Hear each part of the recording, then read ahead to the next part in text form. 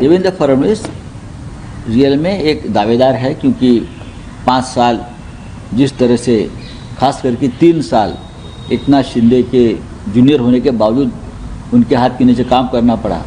अभी तक 7-8 दिन हो गए, इतना भारी बहुमत होने के बावजूद भी महाराष्ट्र जैसे बड़े राज्यों को मुख्यमंत्री नहीं मिल पाया है। 26 तारीख तक सरकार नहीं बनाई, इसलिए महाराष्ट्र में राष्ट्रपति शासन लगा देते ये लोग। एक साथ चुनाव लड़ा है तो कुछ समय निकालेंगे उनके साथ, बाद में उनकी पार्टी तोड़ देंगे। भारतीय जनता पार्टी के पास खुद के लगभग 140 विधायक हैं, जो बहुमत से बहुत करीब है। हाँ, फिर भी 7 दिन के बाद भी ये बहुमत वाली एक जो महायुति है वो महाराष्ट्र को मुख्यमंत्री नहीं दे पा रही है। क्या कारण है, क्या चल रहा है आपस में? हम चाहते हैं कि अगर आपको बहुमत मिला है तो 24 घंटे में आपका मुख्यमंत्री तय होना चाहिए था, चाहे किसी भी पार्टी का हो, चाहे कोई भी हो। लेकिन मोदी और शाह जी को और उनके नेताओं को, पार्टी के मुख्यमंत्री तय करने में इतनी कठिनाई क्या है, यह हमारी जनता जानना चाहती है। एकनाथ शिंदे ने कल एक स्टेप बैक लेते हुए ये कहा कि मोदी शाह जो कहेंगे वो मंजूर है डिसीजन। और क्या कर सकते हैं? उनके सामने कौन सा विकल्प था, आप मुझे बता सकते हैं? देखिए, ये बहुत ही दुर्भाग्यपूर्ण है। वो बाला साहेब ठाकरे जी का नाम लेते हैं, शिवसेना नाम से राजनीति करते हैं, लेकिन उसके भविष्य का फैसला दिल्ली से होता है। बाला साहेब ठाकरे जी की शिवसेना का भविष्य कभी दिल्ली में तय नहीं हुआ, मुंबई में तय हुआ है। हम कभी दिल्ली में नहीं गए। अटल जी थे, अडवाणी जी थे, और भी नेता थे। कभी हम दिल्ली में जाकर शिवसेना के बारे में फैसला कीजिए, ऐसे हम कभी उनके सामने गिड़गिड़ाए नहीं। जो निर्णय लेना था हमने लिया, आज भी हम लेते हैं। जो उद्धव ठाकरे जी की लीडरशिप में शिवसेना है, हमारा निर्णय हम लेते हैं, हम दूसरे के ऊपर नहीं छोड़ते। सर एक प्रश्न सामने आ रही है कि कई एमएलए नाराज है और उनका ये मानना है कि अब शिवसेना को, आपकी शिवसेना को नहीं रहना चाहिए, एनडीए के साथ अलग हो जाना चाहिए। नहीं,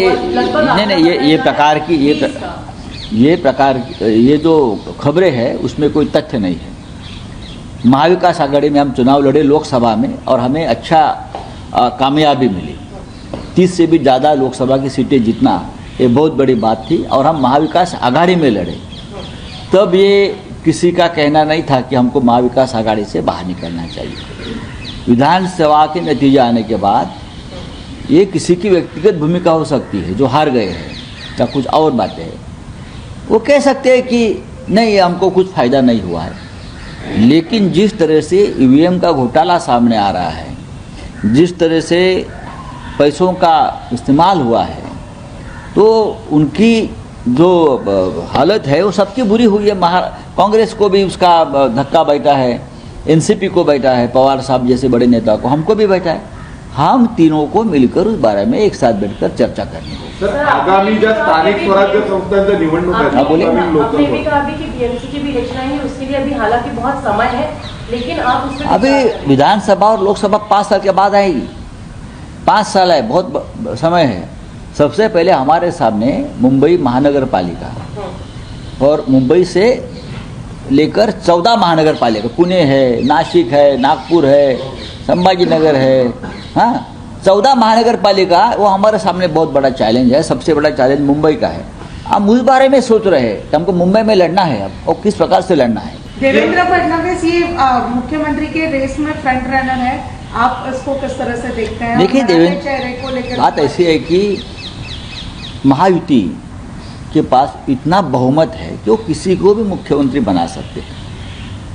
देवेंद्र फडणवीस रियल में एक दावेदार है, क्योंकि 5 साल जिस तरह से, खास करके 3 साल एकनाथ शिंदे के जूनियर होने के बावजूद उनके हाथ के नीचे काम करना पड़ा, और उनकी लीडरशिप में ही इतनी सीटें मिली है, ऐसा मैं मानता हूँ महाराष्ट्र में।